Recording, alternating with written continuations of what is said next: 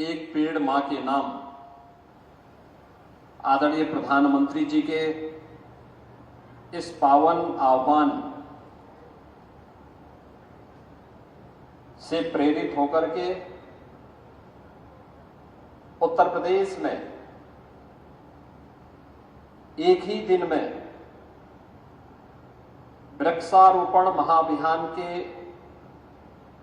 एक नए अभियान के शुभारंभ के अवसर पर आयोजित आज के इस कार्यक्रम में प्रदेश सरकार में मंत्रिमंडल के मेरे सहयोगी, प्रदेश के वन एवं पर्यावरण, जंतुद्यान और जलवायु परिवर्तन विभाग के मंत्री डॉक्टर अरुण कुमार सक्सेना जी, राज्यसभा के माननीय सांसद डॉक्टर ब्रजलाल जी, डॉक्टर दिनेश शर्मा जी, श्री संजय सेठ जी, महापौर श्रीमती सुषमा खड़गवाल जी, विधान परिषद के माननीय सदस्य श्री मुकेश शर्मा जी, रामचंद्र प्रधान जी, इंजीनियर अवनीश कुमार सिंह जी, संतोष सिंह जी, माननीय विधायक डॉक्टर नीरज वोरा जी, श्री योगेश शुक्ला जी, श्री ओपी श्रीवास्तव जी, अपर मुख्य सचिव पर्यावरण एवं वन श्री मनोज सिंह जी, श्री अवनीश कुमार अवस्थी जी, प्रशासन वन विभाग के हमारे सभी अधिकारीगण, समाज के सभी प्रतिष्ठित महानुभाव, विभिन्न सामाजिक, सांस्कृतिक और शैक्षणिक संस्थाओं से जुड़े हुए सभी उपस्थित बहनों और भाइयों, मैं सबसे पहले वृक्षारोपण महाअभियान के इस क्रम में एक पेड़ मां के नाम इस पावन आयोजन के शुभारंभ के अवसर पर मैं आप सबका हृदय से अभिनंदन करता हूं, आपका स्वागत करता हूं। हम सब जानते हैं आदरणीय प्रधानमंत्री जी ने 5 जून को विश्व पर्यावरण दिवस के अवसर पर पूरे देशवासियों से एक पेड़ मां के नाम लगाने का आह्वान किया था। इसके पीछे की भावना भी यही थी कि दुनिया के अंदर पर्यावरणविद एक बात को लेकर के चिंतित हैं और वह चिंता है कि ग्लोबल वार्मिंग दुनिया के अंदर जीव सृष्टि के लिए एक नया संकट खड़ा करने जा रहा है। इस नए संकट से उभरने के लिए, क्योंकि संकट कहीं और से नहीं, मनुष्य के स्वार्थ ने ही प्रदान किया है, इसलिए इसको नियंत्रित करने की जिम्मेदारी भी मनुष्य के ऊपर ही होनी चाहिए। और इस दृष्टि से दुनिया के सबसे बड़े लोकतंत्र के संवैधानिक मुखिया के रूप में प्रधानमंत्री मोदी जी का यह आह्वान हर भारतवासी के लिए यह एक मंत्र बनना चाहिए। इस अभिलाषा से हम लोगों ने प्रदेश में इस पवित्र अभियान को अपने हाथों में लिया और मुझे प्रसन्नता है कहने में कि 5 जून के बाद से लगातार प्रदेश में वृक्षारोपण महाअभियान के साथ एक पेड़ मां के नाम लगाने का यह गौरव उत्तर प्रदेश के लगभग हर परिवार को प्राप्त होने जा रहा है। एक ही दिन में इस पवित्र अभियान के तहत उत्तर प्रदेश के अंदर कुल आबादी अगर 25 करोड़ की आप माने तो इसमें आधी आबादी के हिसाब से आप जोड़े तो लगभग 3 पेड़ हर मातृशक्ति के नाम पर आज प्रदेश के अंदर लगने जा रहे हैं। एक ही दिन में लगने जा रहे हैं, जब हम 36 करोड़ 50 लाख वृक्षारोपण के इस रिकॉर्ड को तोड़ने जा रहे हैं। और मैं अब तक के आंकड़े आपको बता रहा हूं कि अब तक लगभग 12 करोड़ वृक्षारोपण के कार्यक्रम को हम संपन्न कर चुके हैं। आज के दिन पे सुबह से जो कार्यक्रम प्रारंभ हुआ है, 12 करोड़ पेड़ अब तक हर जगह रोपे जा चुके हैं। एक पेड़ मां के नाम, लेकिन लेकिन इस पेड़ को लगाना भी है, बचाना भी है और फिर इसके माध्यम से अपने पर्यावरण को संरक्षित करने के कार्यक्रम के साथ भी हमें जुड़ना है। और इसीलिए हम लोगों ने कहा है कि एक पेड़ मां के नाम, पेड़ लगाओ, पर्यावरण बचाओ। पर्यावरण रहेगा तो आपने देखा होगा गत वर्ष प्रदेश के अंदर एक बड़े क्षेत्रफल में, और प्रदेश ही नहीं देश में भी दुनिया में भी हम लोग देख रहे थे, अक्टूबर महीने में बाढ़ आई थी। बाढ़ का समय अगस्त और मध्य सितंबर के अंदर अक्सर रहता है, लेकिन गत वर्ष अक्टूबर के अंत में बाढ़ आई थी। बहनों और भाइयों, जुलाई प्रथम सप्ताह में कभी बाढ़ नहीं आई थी। पहली बार जुलाई प्रथम सप्ताह में भी बाढ़ की विभीषिका को हम सबको झेलने के लिए मजबूर हुआ था। 24 जनपद अकेले उत्तर प्रदेश में 20 लाख से अधिक की आबादी नेपाल और उत्तराखंड में आई अतिवृष्टि के कारण बाढ़ की चपेट में आए। ये ग्लोबल वार्मिंग के ही दुष्प्रभाव हैं और मुझे लगता है कि इस बार का मई और जून का महीना लोगों को एक लंबे समय तक स्मरण रहेगा। टेम्परेचर सामान्यतः हम देखते थे, टेम्परेचर यहां का अमूमन जो देखते थे 42 से लेके 45 के बीच में होता था, लेकिन इस बार टेम्परेचर को 47 से लेके 50 डिग्री तक पहुंचते हुए हम सब ने देखा है। ये वे दुष्प्रभाव हैं जो ग्लोबल वार्मिंग के रूप में दुनिया के पर्यावरणविद हम सबको लगातार देते रहे हैं, और यह जल का संकट भी खड़ा करेगा। तमाम परिवर्तन के कारण असमय बारिश की संकट पैदा करेगा, कहीं सूखा का संकट खड़ा करेगा, और इसके कारण होने वाले परिवर्तन से तमाम स्थलों पर अकाल पड़ने की संभावना भी पनपती हुई दिखाई देती है। इन सब से बचाव के लिए ही आदरणीय प्रधानमंत्री जी के मार्गदर्शन और नेतृत्व में उत्तर प्रदेश ने 2017 में सरकार बनने के बाद वृक्षारोपण के इस महाअभियान के साथ आगे अपना कार्य करना प्रारंभ किया। और मुझे प्रसन्नता है आज जहां हम लोग एक ही दिन में 36 करोड़ 50 लाख वृक्षारोपण के इस कार्यक्रम को संपन्न करेंगे, वहीं पिछले 7 वर्ष में प्रदेश में भारतीय जनता पार्टी नेतृत्व की सरकार ने अब तक 168 करोड़ वृक्षारोपण के कार्यक्रम को संपन्न किया है। और 168 करोड़ वृक्षारोपण के कार्यक्रम के साथ जुड़ने के साथ ही प्रदेश के अंदर मुझे बताते हुए प्रसन्नता है कि जो हमने थर्ड पार्टी इन सभी लगाए गए पेड़ों को देखा है, लगभग 75 से 80% पेड़ अभी भी जीवित हैं, अच्छी वाटिका के रूप में वहां पर वे आगे बढ़ रही हैं। यह प्रदेश सरकार के द्वारा किए गए कार्यक्रम का अभियान का एक परिणाम है। और केवल इसको अगर मैं बोलूं, हो सकता है लोगों के लिए विश्वसनीय हो, आज वैश्विक संस्थाएं इसे मान्यता दे रही है।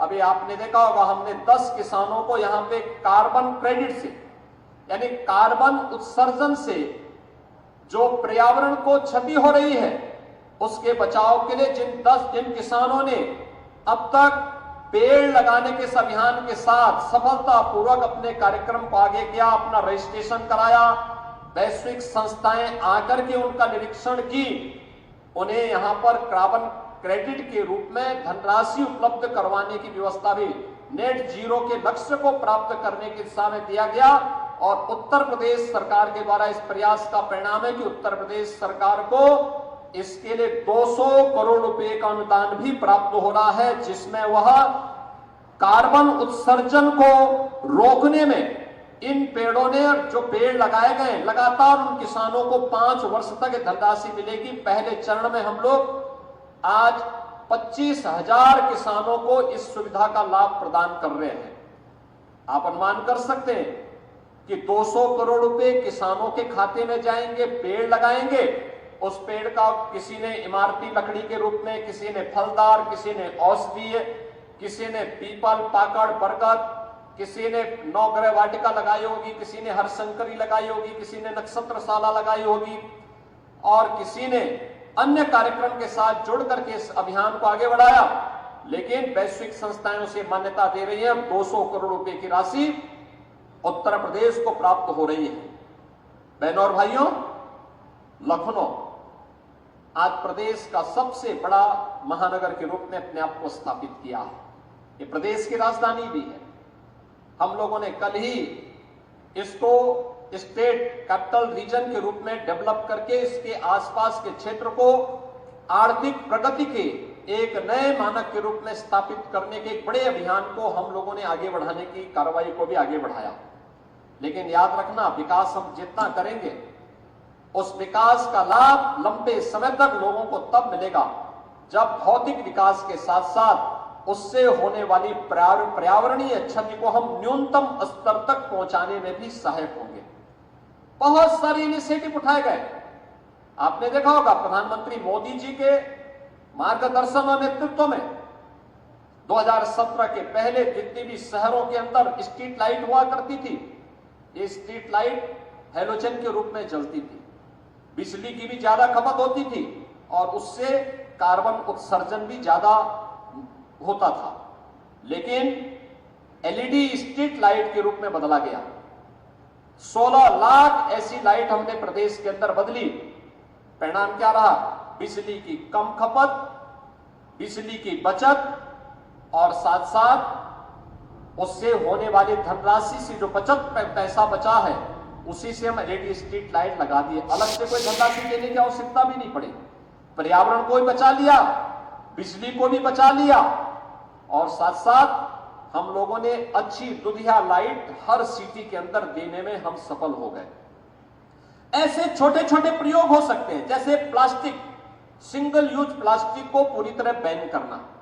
ये पर्यावरण के लिए भी और जीव जगत के लिए भी यह एक उत्तम प्रयास हो सकता है और वह भी हम लोगों ने प्रदेश के अंदर किया।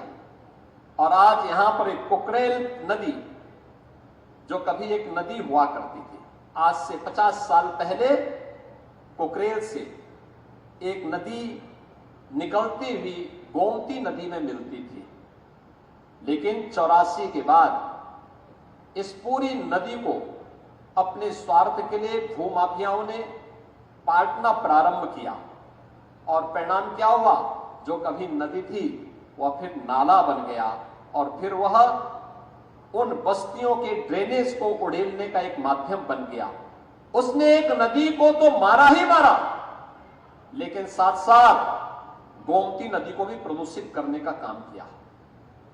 जिस नदी संस्कृति के ऊपर मानवीय सभ्यता बसी हुई है उसको नष्ट कर दिया गया, समाप्त कर दिया गया। गोमती नदी लखनऊ में आकर के कितनी काली हो गई है, किस प्रकार की स्थिति को पहुंच चुकी है। क्या इस पाप से हम कभी वंचित रह पाएंगे जो यहां पर हुआ? और इसीलिए सरकार ने तय किया कि लखनऊ में आने वाले कोई भी अतिथियों, कोई भी पर्यटकों, लखनऊ वासियों के लिए भी, प्रदेश वासियों के लिए भी हम कुकरेल में एक नाइट सफारी की स्थापना करेंगे। नाइट सफारी यहां पे लोगों के पर्यटन और मनोरंजन के साथ साथ ज्ञानवर्धन का भी एक केंद्र बनेगा। लेकिन साथ साथ इको टूरिज्म के एक बेहतरीन स्पॉट के रूप में हम पूरे कुकरेल क्षेत्र को डेवलप करेंगे। और उसी क्रम में आपने देखा होगा इस क्षेत्र में जो अतिक्रमण था, उस अतिक्रमण को हटा करके जिन लोगों ने यहां पर रजिस्ट्री की थी, उन लोगों को जिनके पास आवास नहीं थे उनको आवास उपलब्ध कराए गए। ऐसे 2100 परिवारों को भी एक एक आवास उपलब्ध करवाने का कार्य एलडीए ने प्रशासन की मदद से यहां पर संपन्न किया, उनको व्यवस्थित पुनर्वास हुआ।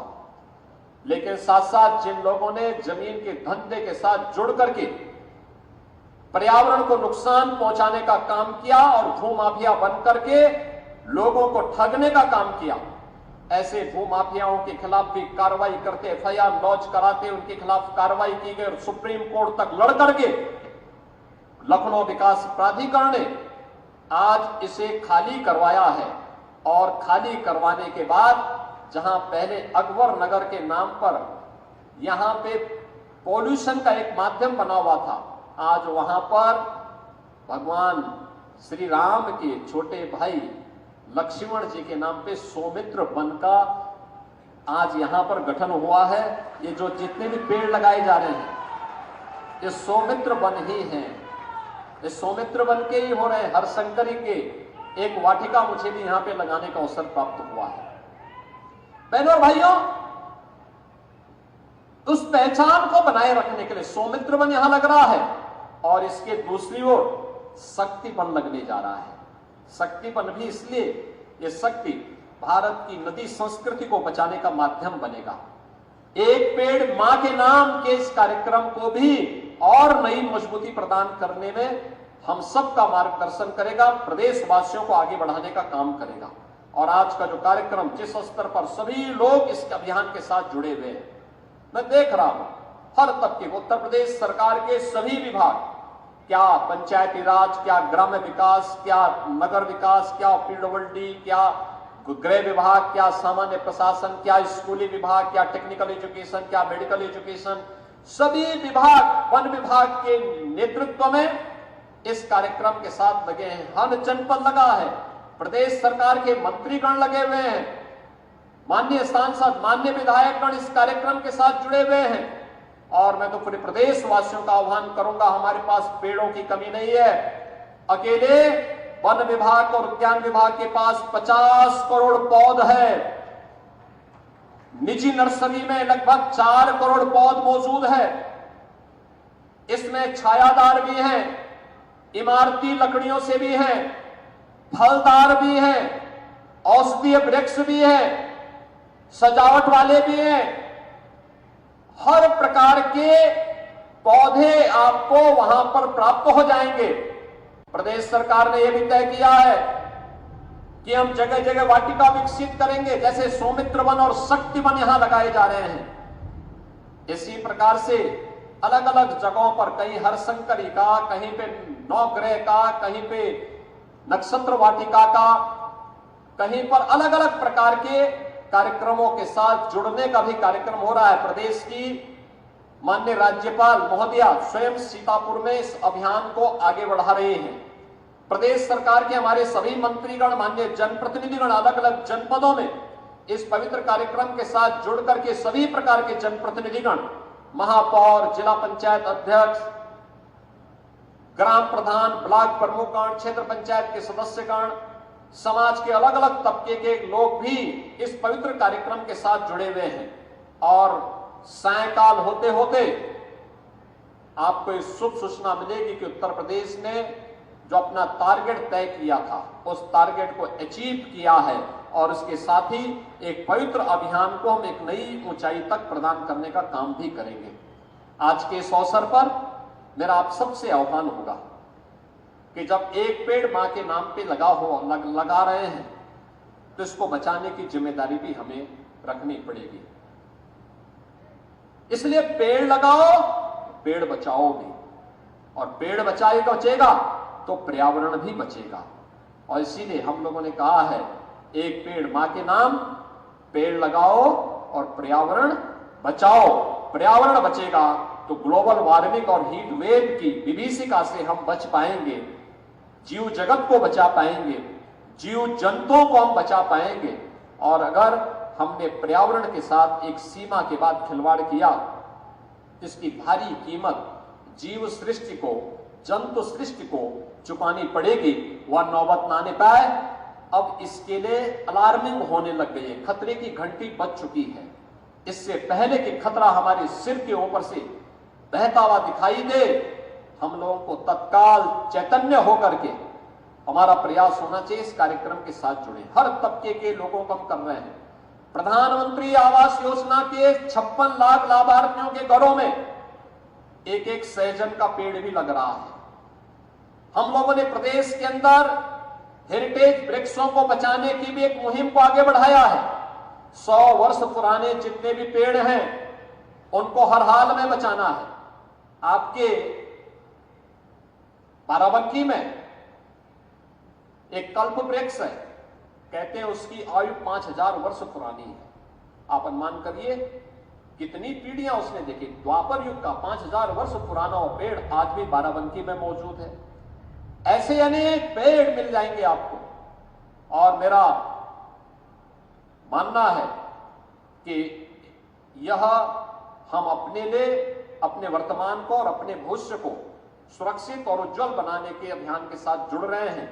आज के इस अवसर पर एक बार फिर से उन सभी किसानों का जिन्हें कार्बन क्रेडिट का लाभ यहां पर प्राप्त हो रहा है, उन्हें भी और साथ साथ इस पूरे वृक्षारोपण अभियान के साथ जुड़े हुए जितने भी प्रदेश के अलग अलग स्वयंसेवी संगठनों, सामाजिक शैक्षणिक संगठनों के साथ साथ प्रदेश सरकार के विभिन्न विभागों की सहभागिता है, इन सबको मैं हृदय से अपनी शुभकामनाएं देता हूं और विश्वास व्यक्त करता हूं कि हम समय से इस लक्ष्य को प्राप्त करते हुए एक पेड़ मां के नाम वृक्षारोपण महाअभियान को सफलता की नई ऊंचाई तक पहुंचा करके सायकाल उत्तर प्रदेश एक नया रिकॉर्ड बनाने का काम करेगा।